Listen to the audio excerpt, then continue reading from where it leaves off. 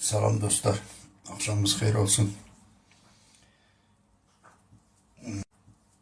Fakat efirlere geç çıkabiləm. Aslında öyle bir şey de yok. Bu ülkede her şey o kadar başa ayaqdır ki, biz çıkıp danıştıkça sanki biraz da oğru yadına daş salırsan, daha da vəziyyət pis olur. Ona göre ne bileyim. Ama bir para şeyler var ki, onu danışmak lazımdır. Bakın, bir 5-10 dakika bir mesele danışım, sonra üstünden keçək gedək. Lap bu günlerde bir hafta, belki 10 gün qabaq idi, bilmirəm. Bu 4 iyun çevriliş filan meselesinden bağlı Pənah Hüseyin ciddi bir etiraz yazmış ki, demek bu ölkənin problemlerinin bolluğunda bu köhnə tarixi meseleleri gündeme daşıyan efirler sifariş yerine getirirler. Ve çok qəribədir ki, adam özü o dadları, bu necə deyim ya, o nad uşaqlar olay, deyir nə yerdən doğru nə eldən qoya bilir. Bir hafta qabaq yazan adam ki, efirlər sifariş yerinədir. Dünən yenə çıxıb çevriliş ifadədir və maraqlıdır. Mən böyle uzun uzadı bir şey demeye ihtiyaç yoktu ama bir para meselelere münasebet bildirmek mecburdu, vacipti ve millet bunu bilmelidir. Bu Cahandar Bayoğlu var ha. Bu Cahandar Bayoğlu ben bilmirəm. Buna indi nə cür eləyəsən ki, bu böyle bir şey var da. O Yol Əhvalatı filminde maraqlı bir dad var. O Səuşun bir obraz var orada. Deyir ki, mən de çok həyasız adamlar görmüşəm. Səni kimsin yoktur yeryüzünde. İndi adam həyasızlığın da bir həddi olar. Her şeyin bir həddi olur. Həddini aşan her şey, o Nizami necə deyirdi? Deyirdi, birinci saflığı varsa da suda, çox işdən əziyyət verəcək o da. Qardaşım, nə cürə şeydi bu? Anlamadım mən. Deməli, bunlar 30 ildir, gecə günüz hər ildə, ümumiyyətcə cahanda. Necə ola bilir ki, deyirsiniz çevriliş olub, çevriliş cidden, çevriliş olub elə. Çevriliş, hakimiyyəti qoyub qaçanlar da çevriliş oldu deyə. Hamısı qəhrəmandır. Və çevrilişi olanda prezident olan adam az qala dünya çaplı, dünya səviyyəlidir konumunda qalır. Və hakimiyyətə gələnlər də indi Heydər Əliyevin milli lider olur. İlham Əliyev də olur, nədir, Müzəffər Ali Başkomandan. Yəni çevriliş olubsa, ha, bildiniz mi? Ha. Ya o zaman günahkar da kimdir? Rəhim Qazıyevdir, Nemət Pənalı da Etibar Məmmədovdur. Bu görünür ki, bunlar əvvəlcədən senari belə yazılıb, ha. Ki, lap başından, fikir verin, hər yerə də Pənah Hüseyin çıxır, hər yerə.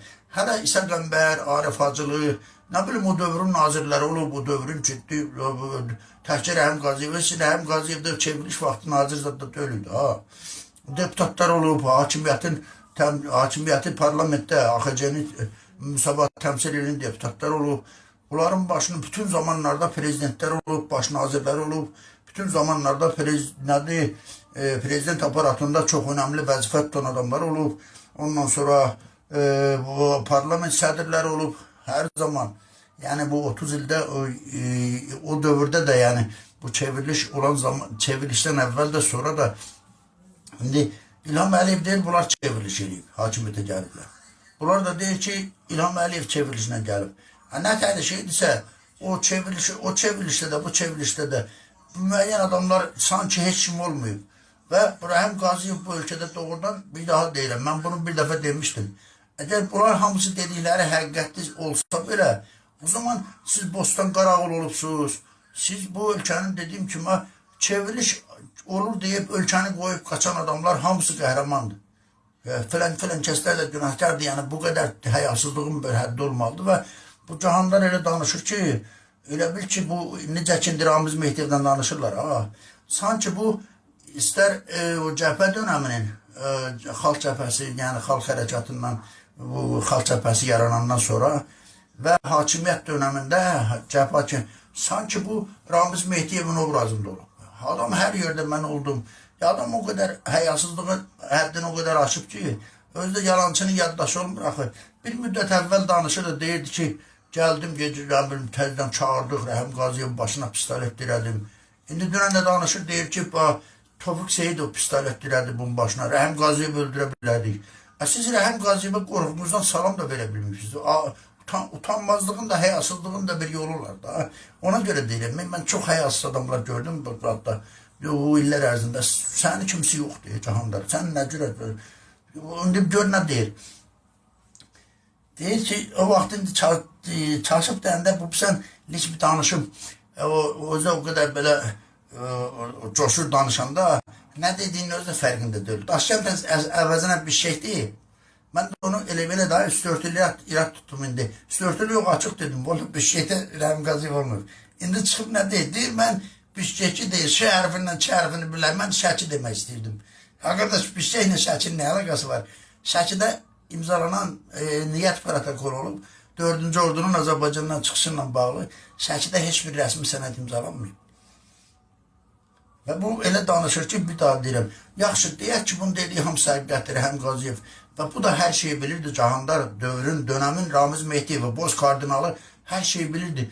Belə bir adamın bu 11 ay nazir olmasına necə siz şərait yaratdınız? Ya sən hər şeyi həll edirsən, pistolet diriyə bilirdinsə başına filan, nə? Bunun 19-20 yaşı olub o zaman. Adam biraz, onun üçün deyirəm, adamın tərbiyəsi olar, biraz adamın abırı həyası olar. Bu qədər həyasızlığa nə ehtiyac var ki? Deyir, nədir, müharibəyə getməmişsən, deyir, gedəydir Rəhim Qaziyev mən arxadan vuraydı. O zaman gedib, sən deyirsən, Rəhim Qaziyevlə Palyaniçkov, Qıraçovla filan, düzüb boşursan orada. Əgər bunları bilirdirsə, sən belə qoçu oğlan olaydın, gedəydin, sən Rəhim arxadan vurardın da. Elə hamısı deyir, Rəhim Qaziyev deyir, ayağına güllə çıxdı.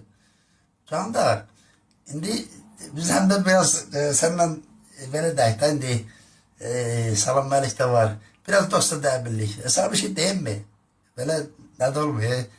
Valla hətta öz ayağına belə gülləni sıxmaq adamda döt istəyir. O döt yoxdur. Səndə o yoxdur. Ona görə mən gedərdim arxadan Rəhim Qaziyev mən vurardı. Yaxşı, Rəhim Qaziyev 11 ay nazir olub belə. 11-ci ay. Düzdürmü?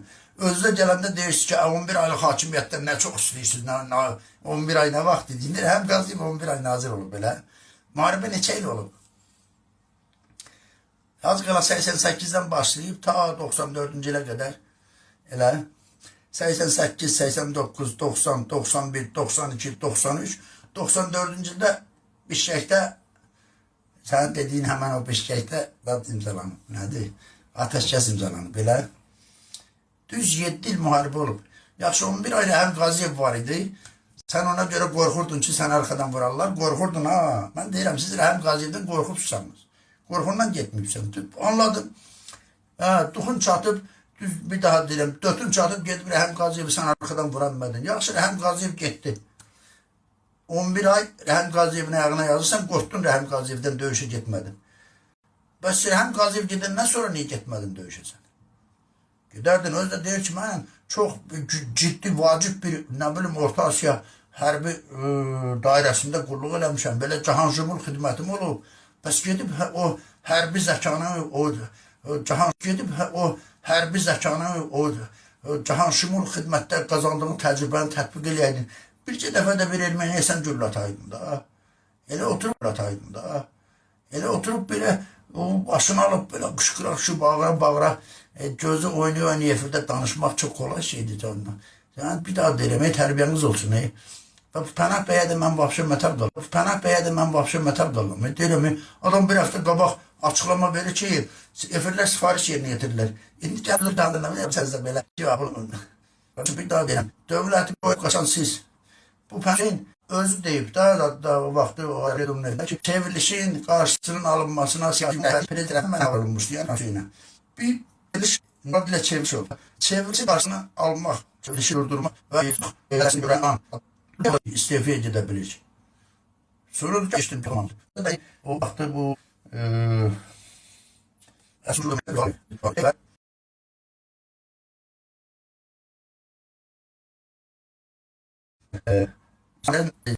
bütün bu tökülən qanına falan sənin boyunda qalacaq. İsa Qəmbər də ona görə məcbur olub istifiyə gedib. Bildin mi? İndi mən iddia edirəm o adam Pənah Hüseynov. Bu mənim sözüm deyil ha. Sadəcə o hadisənin olduğunu, elə bir məsələnin olduğunu, Erasun Oruçlu deyil. Mən də iddia edirəm ki, İsa Qəmbər sən istefiyə getməsən bütün tökülən qanlar sənin üstündə qalacaq. Sənin boyunda qalacaq. Bu Pənah Hüseynov. Ona görə bunlar indi belə çıxıb yekə-yekə danışmaqla deyirəm. Belə mən belə da qulluq eləmişəm Orta Asiya. Mən belə cahan şumul xidmətim olub. Hani, qardaş siz tək biriniz 1 saat yox, 10 dəqiqə yox, əlinizdə silah dolmuyubsuz. Döyüş bölgəsində. Cahandar Bayoğlu harada olub, mən sizə deyim. Cahandar Bayoğlu Bakıdan prezidentdən xəbərsiz, amma ciddən xəbərsiz olub, onu da deyim sizə. Prezidentdən xəbərsiz İsa Qəmbər və Pənah Hüseynov tərəfindən Gəncəyə göndərilən Tahir Məmmədov başda olmaqla qvardiyanı aparıb düz Gəncədə dadın nədir, Gəncə MTN binasının həyətində təhvil verib, oradan da təcili Bakıya qayıdan adam, Cahandar orada olub. İndi sual, sən getmişdin oraya, sən kimin, yəni bizə kim göndərmiş səni, sənin qvardiyanla nə əlaqə, indi danışırım mən belə, özdən güvən də öz ağlıca mənə cavab verir. Pənah bəy orada deyir ki, yox Cahandar belə orada aktiv idi filan. Deyirlər mən heç kim olmuşam, sən doğrudan heç kim olubsan. Sən deyirsən ki, mən qurultayı təşkil eləmək nədir? Siz öyle sol daşımaq, o qədər iddiada olublar ki, cəmaatın yaddaşı zəifdadı öyləyik. Bu etibar Məmmədov sağ, Rəhim Qaziyev sağ. Bir adam bax o, bir soruşsunlar da, indi bu Ucar Qərboğlu'da başına döndüyüm belə maraqlıdır. Biraz mən istəmirəm bunlarla belə da çıxıb da, qardaş, siz durun bir, dayanın, bir sağa sola baxın. Sən bu Cahandar Bayoğlu bırakırsan efirə, bu ağzına gələni, ağlına gələni danışır. Sən də oturursan, gah gülürsünüz orada, gah da telirsiniz. Nədir? Gah Rəhim Qaziyev edəcək. Sən bu qədər efirdə, bu qədər biabırçı Rəhim Qaziyev düz elək çıxmır oraya.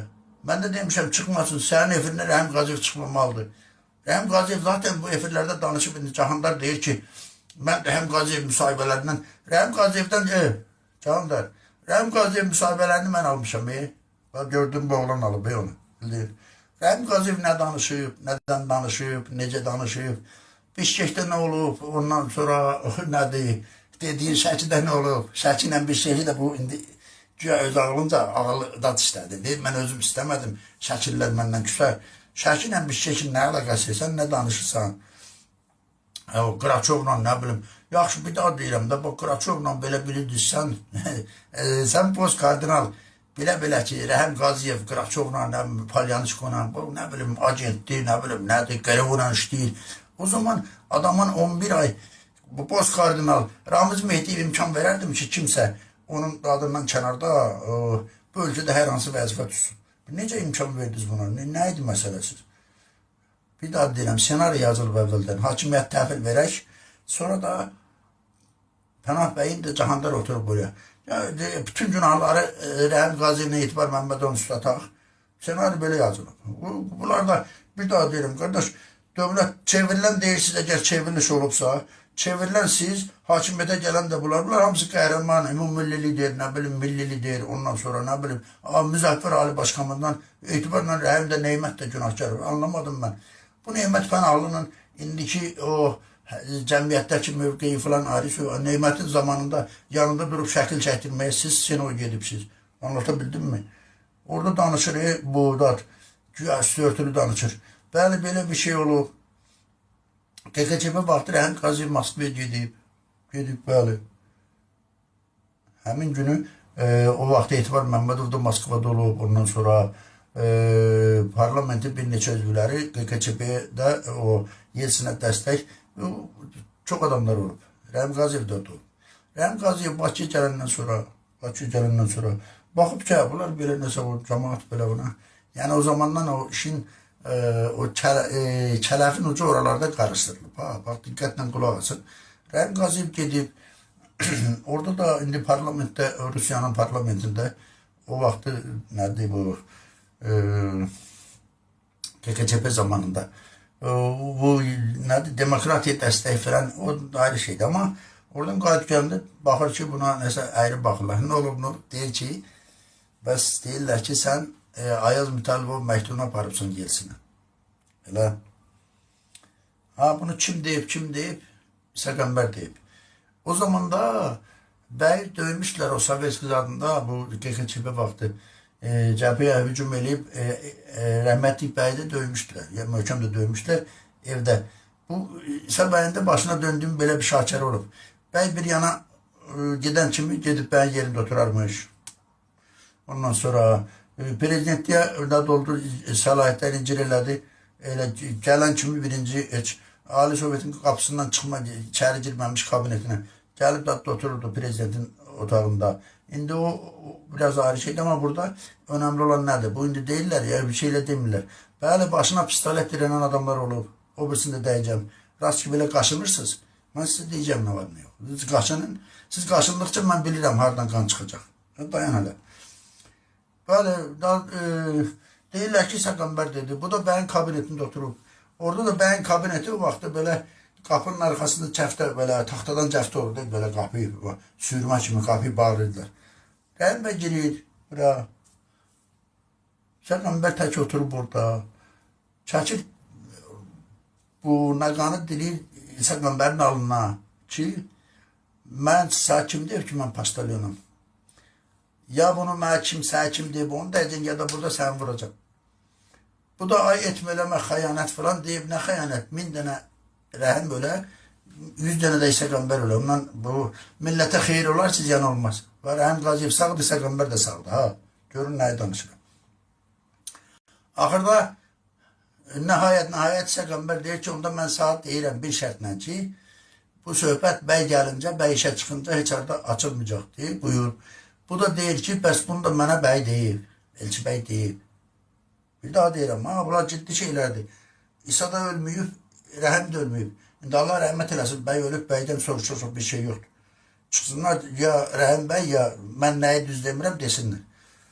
Sonra bəy işə çıxan günü gəlirlər, Rəhim bəy kabinetə girəndə, həmin o kabinetə. Hamısı durur, bir çıxır.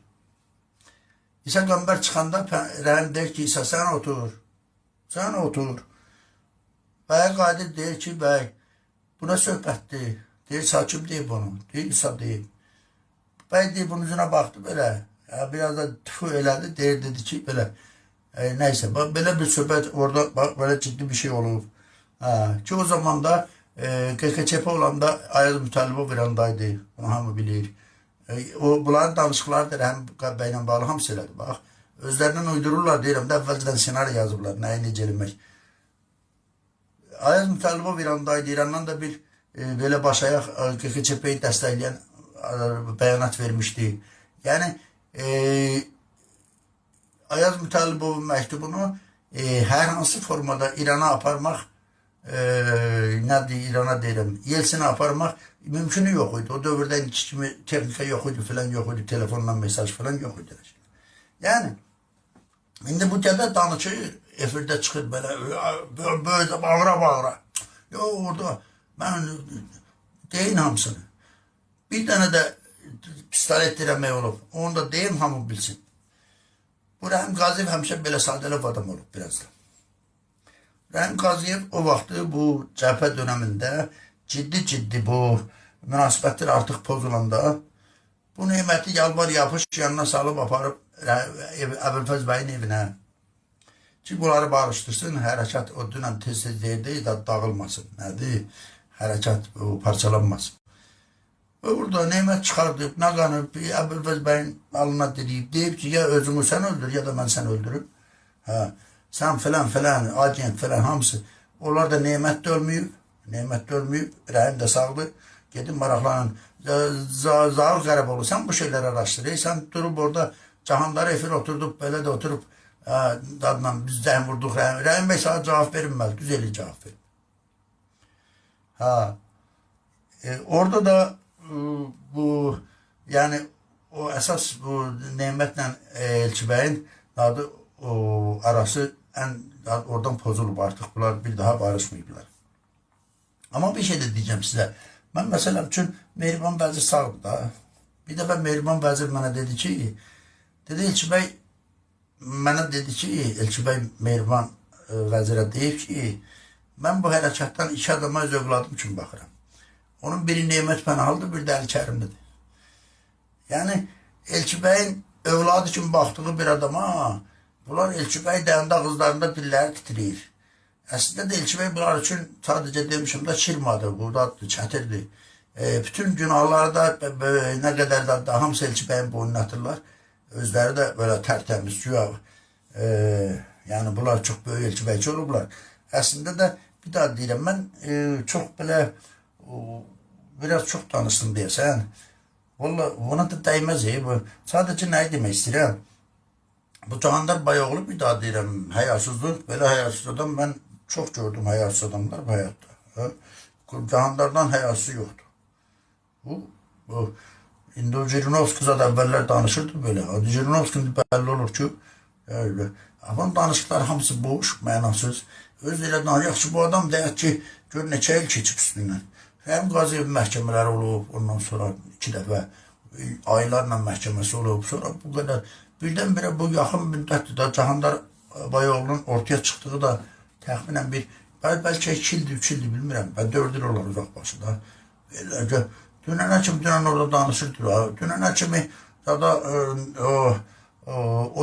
Ocaq Nicatı burada agent olduğu, İran rejimi, ondan nə Ayətullah, nə bilim filan. İndi Abılı deyirdi, Abılı. İndi Abılı buna əməl olub. Ocaq Nicat bunun bratıdır. Nədir? Ayətullah Xameneyi Türkoğlu Türkdür. Və qardaş, bu Türkoğlu Türkü bu qədər müddətdə niyə anasını ağladırdınız siz? Nə əxlaqdır, nə tərbiyədir belə?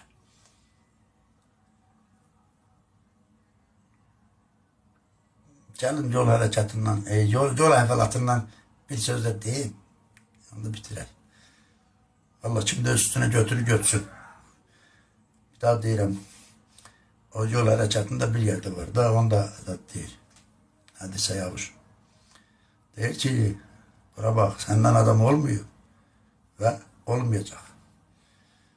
İndi bunlardan adam olmayacaq. Bunlar bütün günahlarını, bütün o kardeş bu ülkede çevriliş olup mu?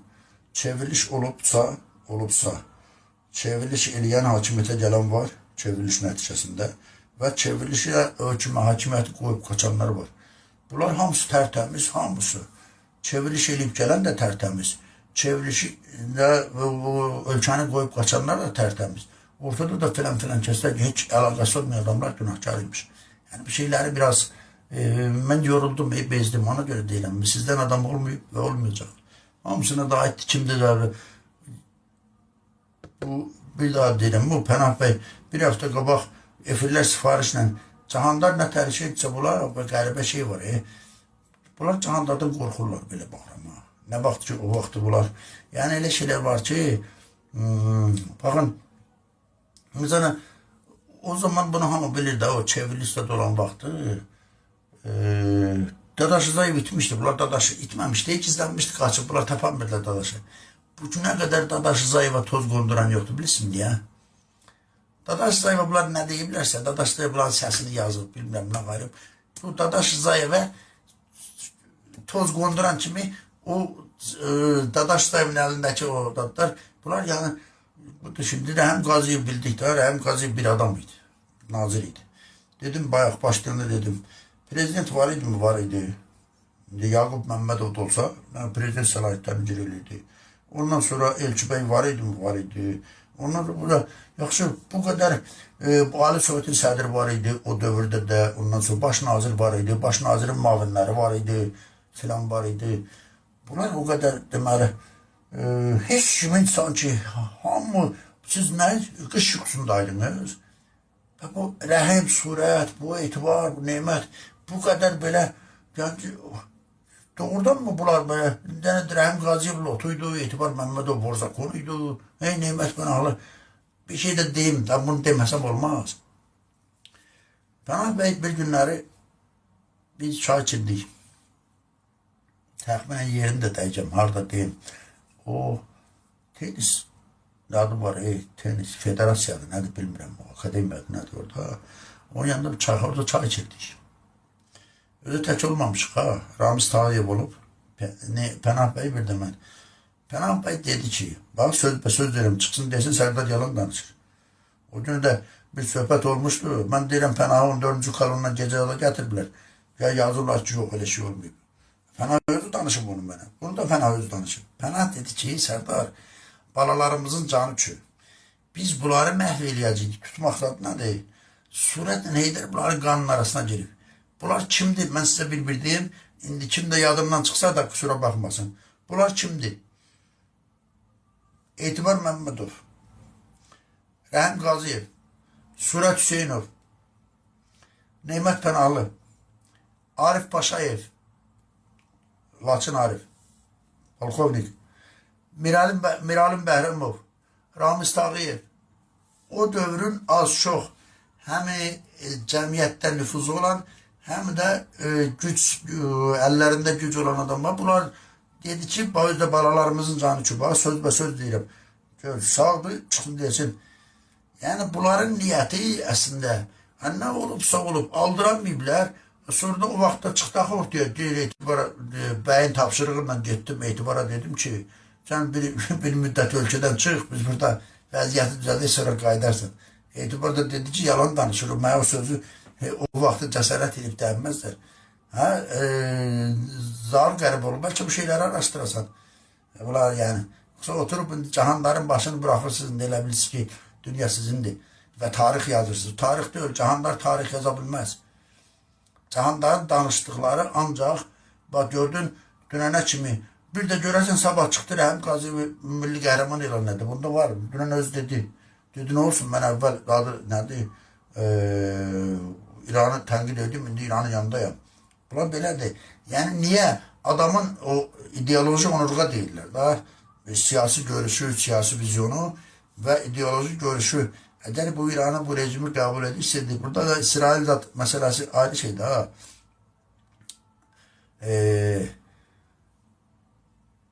Bu adam nə tarix bilir, mən də özü deyirəm, o mənə deyirəm deyirdi, deyirlər mən heç kim olub, sən doğrudan heç kim olubsun, sən də qurultayda stolzat daşıyıbsınız oraya, o kətdə toy olanda qonşudan uşaqlar, o balacaq məktəb uşaqları stolzat daşıyıb gətirdilər mağara düzməyə, sən o dəvətnaməzat daşıyıbsan oraya, böyle sən elə bilsən böyük adam olubsan, kimə gəlirsən sən, özün deyir, ne böyle var, sən kimlə danışın fərqindəsən və kimlərdən danışın fərqindəsən.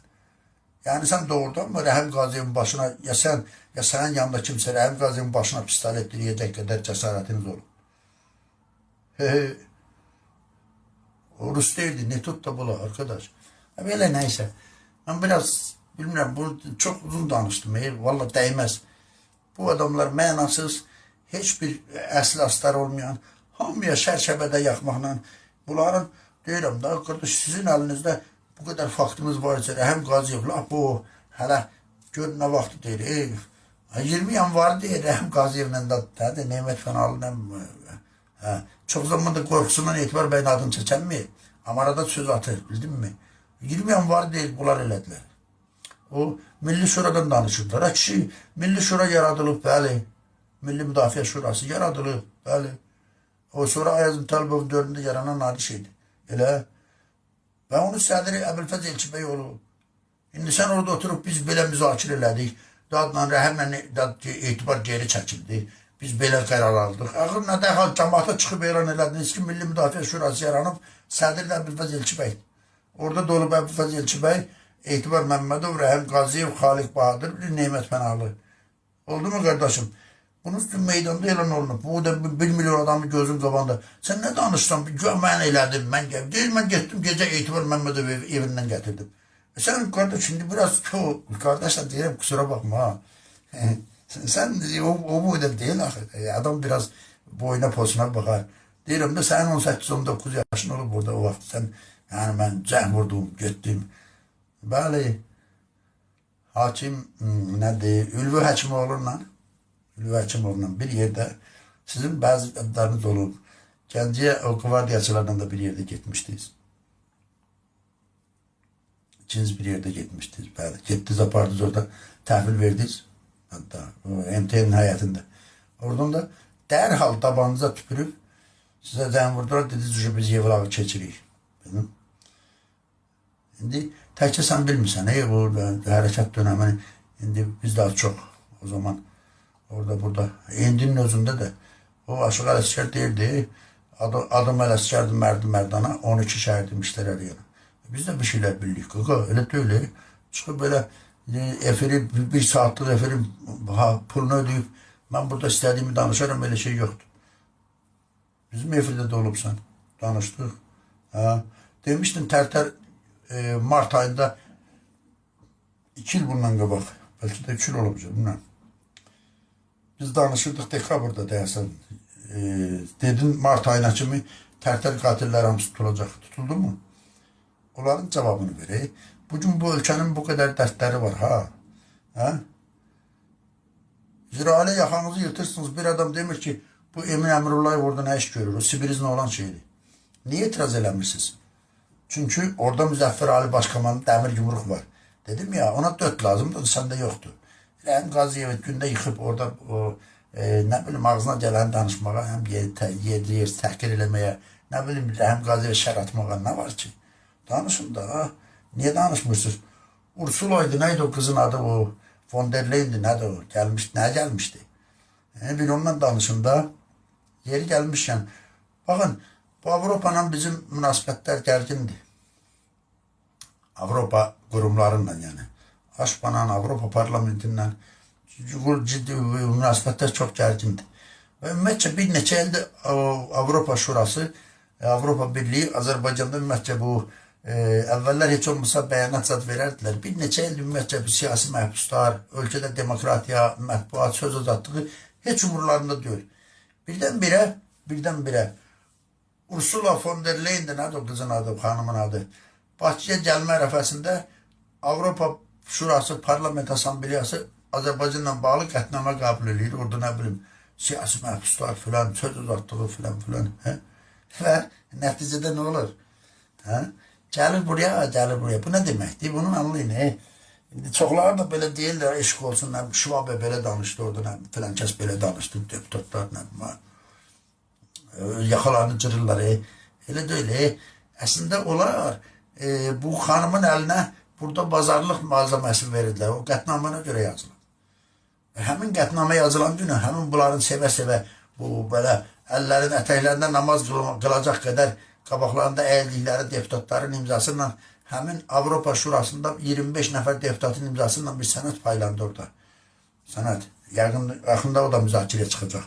Ki, hatta nədir, Qarabağda erməni abidələri, nə bilim, tarix abidələri məhv olur, dayandırılsın, nə bilim, gene də, bilməm, 120 min ya 150 min erməninin təhlükəsiz şəkildə Qarabağa qaytarılması təmin olunsun, filan. Bunlar özü görəcəksiniz. Hər zaman bunlar özlərinə lazım olanda bazarlıq malzəməsidir. Və o Ursuladır, nədir o qadının adı, burada yadında qalmır. Gəldi burada nə dedi, nə bəyanat verdi? Dedi, hakimiyyət heç olmasa bir neçə nəfər tanınmış məhbusada edilməlidir. Bu anlamadım mən. Tanınmamış məhbuslar deməli ölməlidir, eləmi? Əgər doğrudan da bu ölkədə siyasi məhbus problemi varsa və bu Avropa Parlamenti, Avropa Şurası, nə bilim, nəyi, Parlament Assambleyası, bunlar doğrudan da bundan narahatdırlarsa, o zaman hakimiyyətlə hər hansı formada münasibət qurmağın ilkin şərti bir mənalı şəkildə siyasi məhbuslar azad olunmalıdır, bəyanatı çıxmalıdır. Baxın, Ursula gələndə, Bakıya gələndə, bugün də o azlıq aksiyası davam edir. Düz, Almanya kanslerinin pəncərəsinin altında orada o Azərbaycanlı gənclər nədir, azlıq edirlər. Bu qızlarla bağlı, həbsdə olan bir o nədir, dindar xanımlar, bir də bu jurnalist qızlar haqqında. Heç olmasa onların bir adı çəkilə, onların bir tələb eləyirlər ki, heç olmasa bu xanımları bırakın. Temboli'de orada Avropanın göbəyində azlıq aksiyası kesirdilər. Görün nə deyir, gəlir deyir ki, heç olmasa bir neçə nəfər, bir iki üç nəfər tanınmış siyasi məhbuslar azad olunmalı, hökumət azad edilməlidir. Yalvarır, burada gəlib ki, İlham Əliyevə yalvarmağa gəlib o.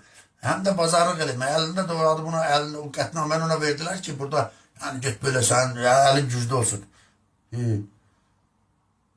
Bu yandan burada bunlar bu qətnamə qəbul edirlər. Ya Avropa dövlətləri də ayrı-ayrılıqda gəlib burada İlham Əliyevin adı nədir? İki tərəfli müqavilə imzalayırlar. Yəni bunlar mən her zaman dedim, indi o fikirdəyəm mən. Nə bu Avropalının, nə Amerikalının, nə bilim o Afrikalının Azərbaycan dərdi zadı yoxdur. Bizim dərdimiz bizim dərdimizdir. Və heç kim bizim dərdimizi, bizim əvəzimizi həll edəməyəcək. Bu ülkenin içində bu boyda her gün, her Allah'ın günü parlamentdə, ondan sonra hükümet tarafından her Allah'ın günü bu milletin kanına suyan, milletin o son damla kanını bile içmeye hazır olan kanunlar ve kararlar verilir. Bu ülkede daha cərmə əlindən tərpənmək mümkün değil. Ondan sonra korrupsiya, rüşvət, məktəblərin günü dediyi filan filan, bu səhiyyədə baş verənlər, ondan sonra korrupsiya, rüşvət illərlə danışılır. Biz özümüz bu ülkenin içində hakimiyyət olsun, müxalifət olsun, bir tərəf olsun, nə qədər ki biz özümüz öz problemlərimizi öz vətənimizdə həll etməyə biganə qalacağıq. Biganə qalacağıq. Bu ülkədə nə Avropa, nə Amerika gəlib bizə xoşbəxtlik gətirməyəcək, azad söz onlar gətirməyəcək bizə, demokratiyanı onlar gətirməyəcək bizə, siyasi məhbus problemini onlar həll etməyəcək, edə də bilməzlər. İlham Əliyevin heç vecinə də deyil. Çünki İlham Əliyevin o arxası o Avropa Şurasından çox yekə yerə bağlıdır. İndi bunlar elə otur orada, nə bilim orada, yarısı çıxır söyür, yarısı çıxır, nə bilim və bir mənalı şəkildə ölkənin içində bölücülük siyasət aparılır. Bilə göz görə o qədər böyüyür ki, o qədər belə çığ verib ətrafa yayılır ki, bu bölücülük.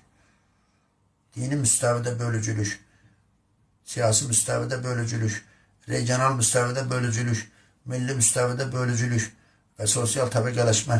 Bu elə bir gələcəyə, elə bir saatlı bomba kimi. Bunların hər biri ayrı-ayrılıqda bir partladılacaq. O zaman bu ölkənin əsər əlamət qalan deyil. Ona görə biz ağlımızı başımıza top eləyib, hər kəs öz olduğu yerdə baxın. Bu ölkədə nazirlər var, icra başçısı demişəm, hamısı tapınaq çocuklardır. Yaxşı bu, nədir o qədənin adı? Təhsil naziri.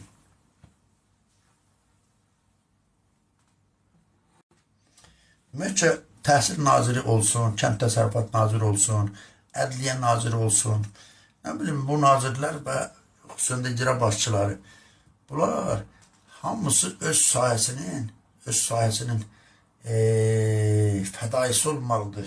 Və bunlar hamısı həm də o, belə deyək ki, illərlə özünü təsdiq eləmiş fədailikdən də əlavə həm də Azərbaycan sevdalısı olmalıdırlar. Emin Əmrullayevin nə vecinə təhsillərə baş verir? Ağlına gələndə, gündə bir gah deyir ki, biz oxuyanda məktəbdə pul yığırdılar. O gün danışır, deyir ki, dünyanın heç yerində pulsuz təhsil yoxdur. Orada deyir, dövlət qarşılayır, nədir? Təhsilin haqqını. Kim qarşılanmalıdır? Bizdə də dövlət təhsilə falan qədər pul ayırır, hanı pullar?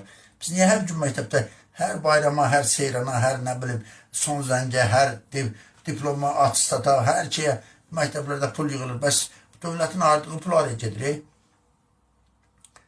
Çünki Emin Əmrullayev təhsilin hələ elmi də ona qoşublar.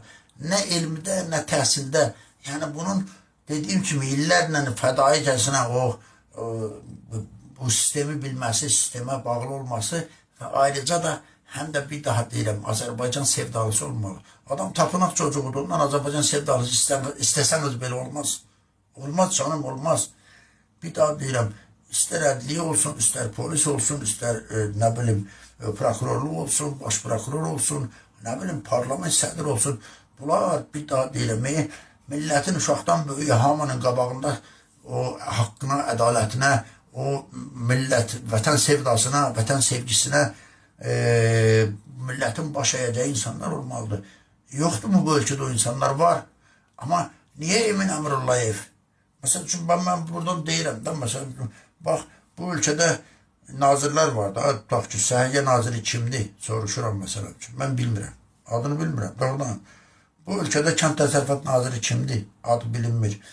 Ondan sonra bu ölkədə ekologiya naziri kimdir? Adını bilən yoxdur. Bu ölkədə mədəniyyət naziri kimdir? Adını bilən yoxdur. Yəni bunları heç kim tanımır, heç qonşuları da bilmir bu kimdir. Bu necə nazir olur bu ölkədə? Və 125 deputat var. Bu ölkənin bu deputatlar deməli öz seçildikləri o dislokasiya olan ərazidə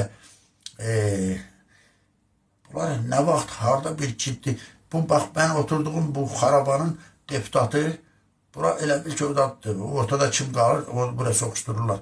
Əvvəl Gülər Əhmədovanı gətirə burada deputat elədilər. Ondan sonra da getdi komitə sədri oldu, diaspora komitəsi. O Fuad Muradov. O balaca uşaq idi, parlamentdə qucaqlarında böyütdülər onu, mən kim idi o. Onu gətirdilər deyə, indi Zabelini deputat ediblər. Bu Zabelini bu ərazidə üzünü görən olmuyor. Mən görməmişəmsə, yəni heç kim görmüyor. Zabelini heç buna üzülmür də. Yəni bu, sən Cahanlar Bayoğlu, ondan sonra çox hörmətli Zahir Qəriboğlu, keçmiş baş nazir Pənah Hüseyin, bu məsələlərdən niyə danışmırsınız siz? Nə qədər belə həm Qaziyev, Etibar Məmmədov, Neymət Pənahlı, özdə belə biraz tərbiyəsizlik deyib, qoca kişi deyil, filan deyil. Siz qocalmayacaqsınız.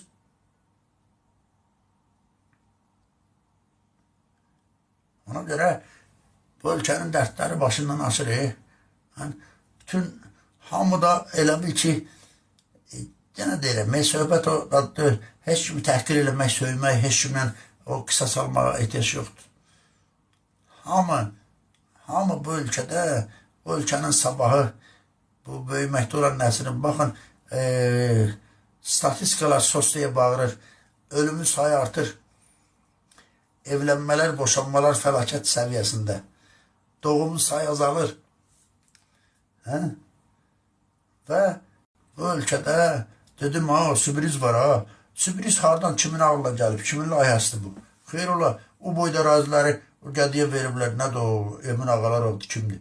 Adam deyir ki, 600 ev satmışıq, 400'ünü İsrail vətəndaşlar alıb. Bu İsrail vətəndaşlar niyə gəlir burada ev alır?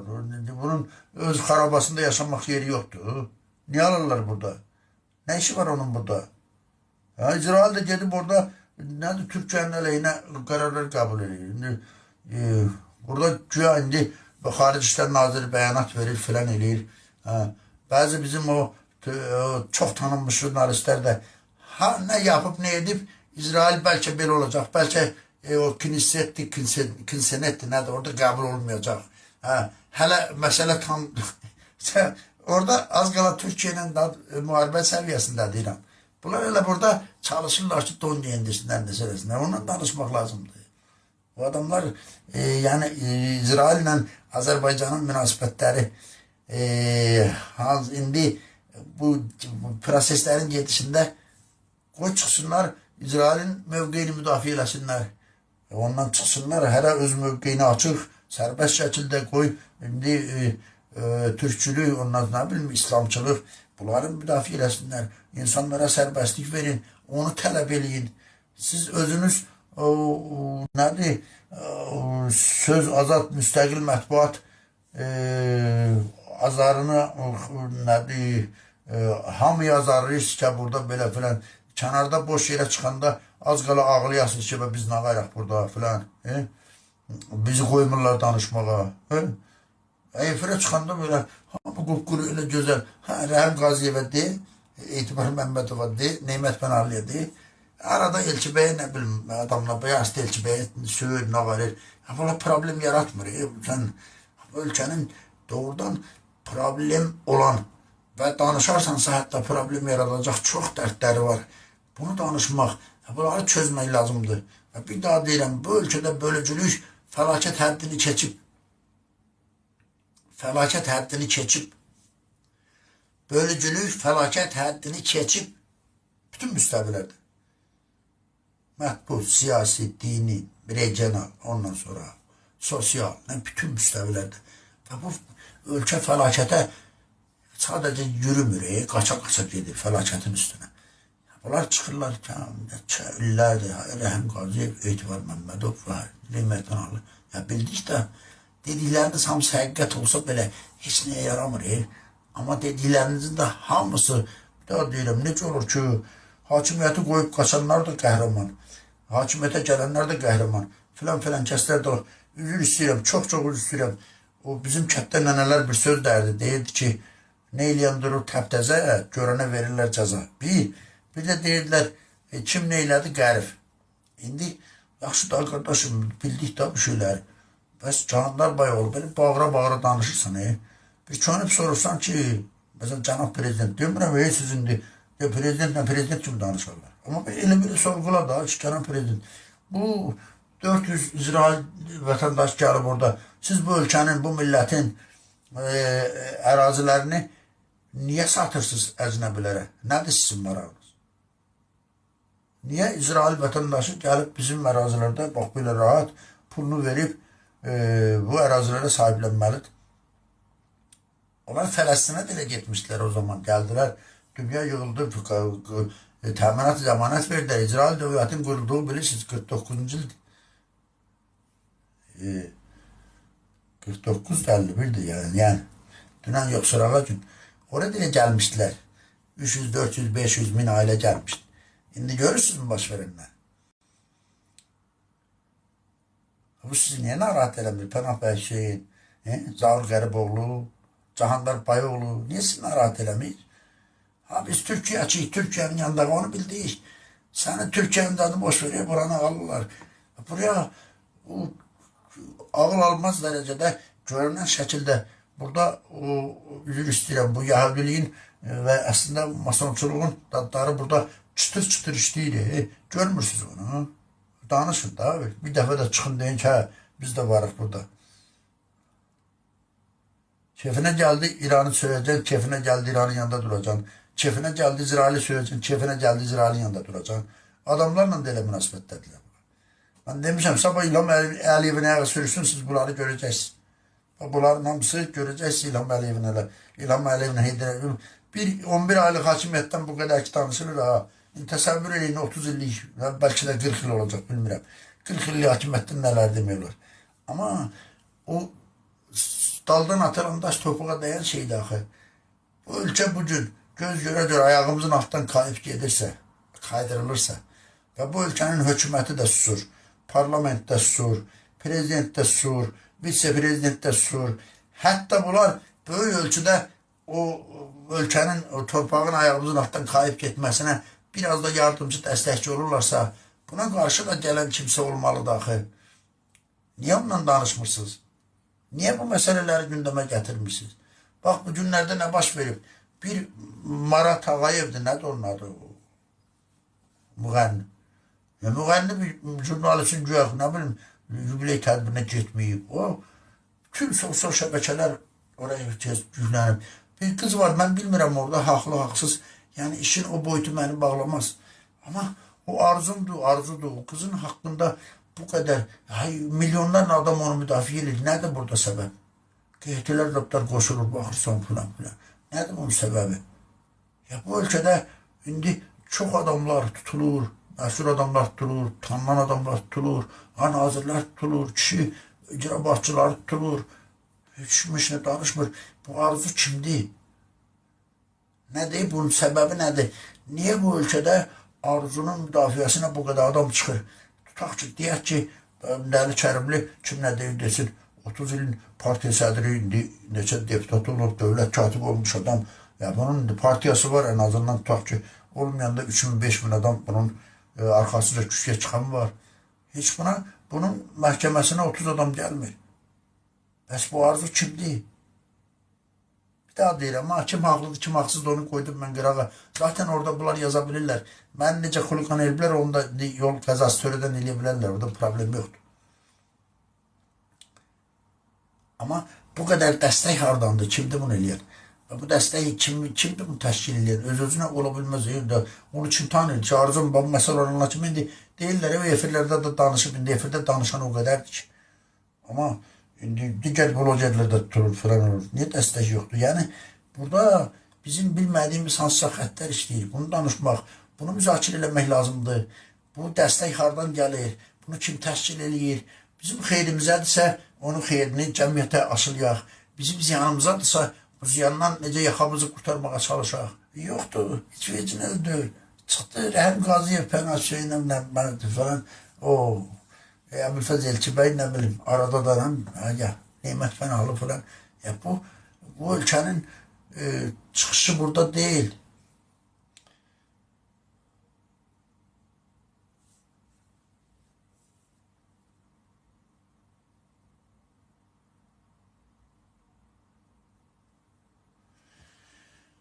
Valla orada yazır ki biri var dövləti basıb yeyib tutulasan. Bir də var günahkar, nə bilim, günahsız olasan. Valla mən gene deyirəm, bu məsələ o deyil. Mən o günahlıdır, günahsız da onu qoyuram bir qırağa.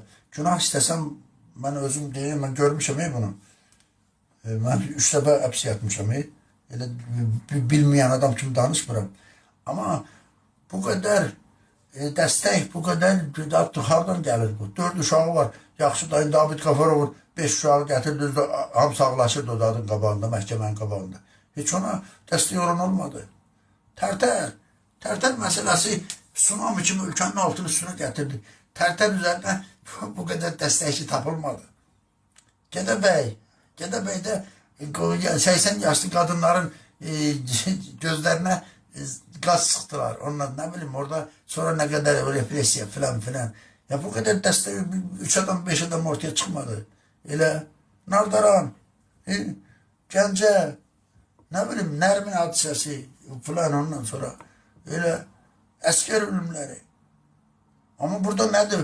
Mən bir daha deyirəm. Mən orada adam yazır, problem yoxdur, yazın. Söyüş yazmayın. Yəni bunda cavab kimi demirəm. Yəni yazın, danışın, sorğuluyun. Doğrudan indi bildik adam dövlətin malını uğrayıb, talayıb, tutulub, onu da bildik. Ondan sonra indi günahlı günahsız qoyuram bir qırağa. Bunun sirri nədir? Bu boyda dəstək hardan gəlir? Necə olur bu? Deyirəm də, bu ölkədə kifayətlə tanınmış adamlar, istər müxalif cinahdan, istər mətbuatdan, istər... Amma heç kimin arxasında bu qədər güc yoxdur axı. Bu nədir bu? Bir müğənninin, bir jurnalistlə adi bir polemikası həftələrlə, aylarla müzakirə adına çevrilir. Obyektinə çevrilir, müzakirə olunur, yazılır, çizilir. Nə baş verir ki? Yəni bu qədər insanların enerjisi, yəni bu belə boşuna niyə xərclənir ki?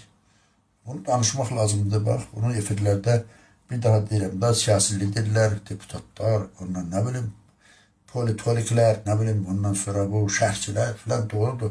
Elə adamlar çıxardırlar efirə, tanınmış politolog, nə bilim mən. Baxırsan, yaxşı tanınmış, bu harada tanınır?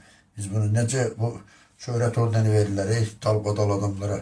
Deyirsən, şöhrət ordeni nə deməkdir? Yəni, ən azı bir regionda bu tanınmalıdır da. Respublikada, heç qonşuları tanınmalıdır. Adama şöhrət ordeni. Yəni, şöhrət, o demək ki, adam şöhrətli adamdır. Heç nəyi yoxdur. İndi bu da elədir. Bu axı tanınmış jurnalist, tanınmış hamısı sür baxırsan, tanınmış bloger.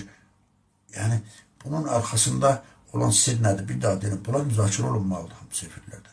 Qoy, biri leyhinə, biri əleyhinə, biri doğru, biri yanlış. Amma efirləri 88-dən 94-ə, 93-ə qədər adlarda ilişdirib ölkəni. Bu qalan efirləri də bu tiktokerlərin, blogerlərin öhdəsinə buraxmaq nəticə etibarilə bizi hamısı da kənardan idarə olunur. Kim nə deyir desin. Hamısı. Hamısı. Blogeri də, tiktokeri də, nə bilim, youtuberi də, hamısının idarə olunduğu və belə deyək ki, o istiqamət aldığı yerlər var. Heç kimdə özünü belə süddən çıxmış qaşıq kimi göstərməsin.